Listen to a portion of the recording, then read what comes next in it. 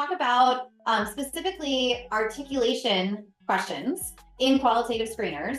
And we do them a little bit differently in that we're using video articulation. So instead of screening someone on the phone for articulation or in a survey, we have a little video at the end of every pre-screen that we do, and people answer the articulation question via video.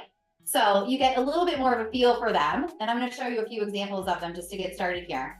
And I will say too, when I booked this months ago, because MRxPros is so busy now and so popular, that I was like, I'm going to come on and talk about video articulation questions and how great they are and how we've used them and how researchers have used them. But it's funny because over the past few months, we've really found them to be even a better tool, but really a lot of fraud detection. And with AI and everything, we've seen respondents using AI like in focus groups.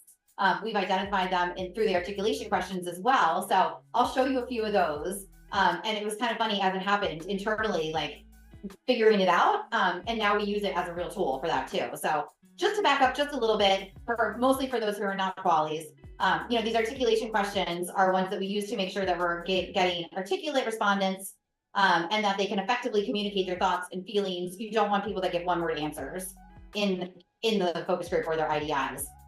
So here's a few examples of some of the really good ones that we've received over the time. So this first one is from a BDB study, and I'm just going to show little clips of each one. They're typically about a minute in length. Here we go. Sometimes I live stream for Facebook for fun with friends and family, just the general media community.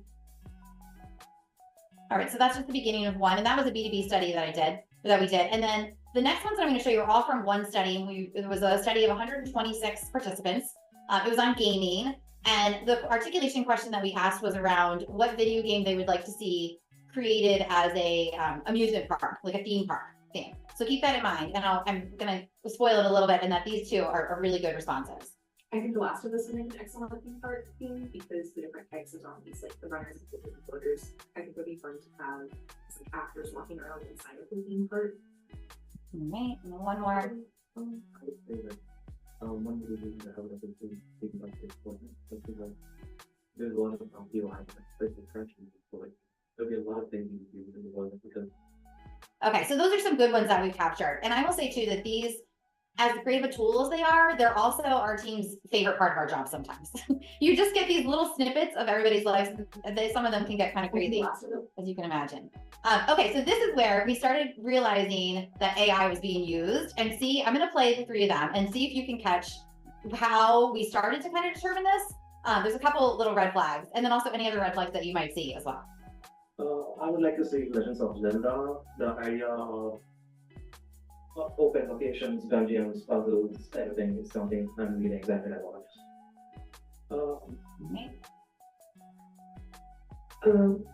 I would like a theme park based on Legend of Zelda.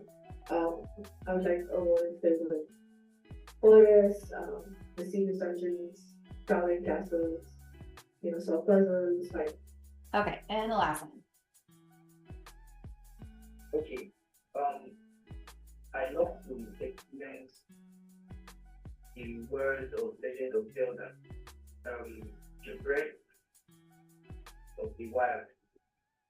Okay, so does anyone catch anything that seemed really similar between the three of them? Just naturally speaking. Yeah, they're like, it almost looks like they're like reading something. They also all said Legends of Zelda, which out of all these participants that we had, a high percentage, and that's how we started catching it. Everyone's talking about Legends of Zelda, Legends of Zelda. Sure enough, if you put this articulation question into ChatGPT, what do you think the first answer is? Legends of Zelda. So all these people, when they get to the articulation question, are asking ChatGPT how they should answer, right? So I think that was one of our first red flags. And now what we do before we even start recruiting participants is we're putting that question into ChatGPT. Because you can tell right off the bat. We had another study too, where it was for energy drinks, and we were asking people what they were, a celebrity they would have an energy drink with, and everyone said Ryan Reynolds. And same thing, if you put that into ChatGPT, Ryan Reynolds is the first thing that comes up. So even without the video articulations, I would definitely suggest doing that if you are recruiting, is kind of putting it in there and seeing what pops up, because you could figure that out without the video articulations. But with them, you get a little bit more of a clue. Their eyes are looking around. And I'll point out too, these video articulations, you can screen someone who, screens all the way through as a 20-year-old Caucasian female, and then you open up the video and you're like, oh, no. So I think there's some verification with them as well. I would like to say that. Okay. So some of these things we talked about here, but one of the things that we're trying to do now is asking more human-based articulation questions as well. So like, how do you pick what you eat for dinner? Or which person that you personally know would you want to share a drink with, where and why, as opposed to kind of the general, like, who would you get a drink with, and everyone says Ryan Reynolds. In addition to the AI usage, we also have found that these really increase our show rates. I think respondents feel a little more committed when they've done a video. They feel like they've already participated a little bit. They also tend to reduce technical difficulties in qualitative research. And you really get to meet the participants prior to the research. So researchers, moderators can view these before as well.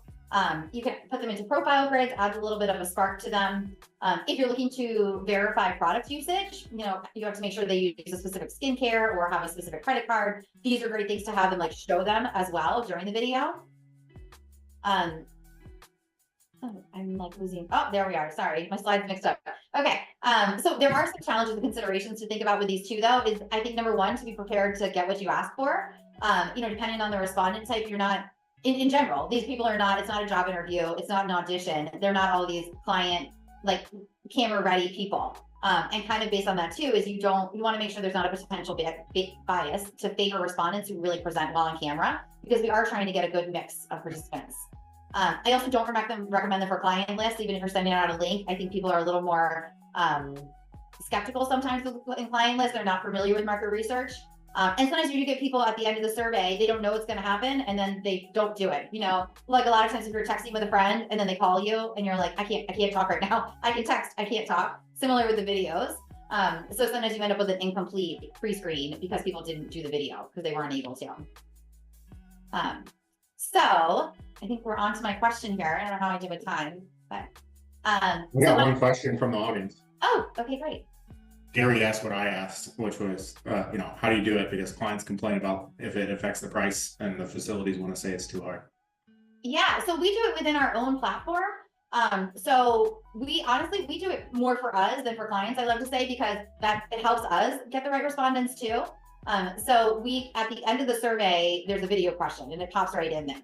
I know that if your platform doesn't do that, it is tough, because I know sometimes if it doesn't come through, then we have to get them to send a video, and that is an absolute pain. So the fact that it's all contained in there is how we do it. So, and I think too, these are not new things.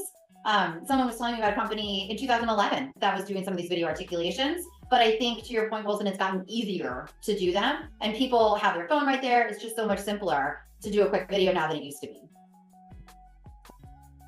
Good question. So my question for the breakout rooms is, when you identify fraud, what does that look like? And what are ways we can act to prevent that? And I'll say too, with the video articulations, that it wasn't something that we initially were like, oh, we're going to prevent fraud with these, but it's funny how those things turn out to handle several different things, not just one solution. So.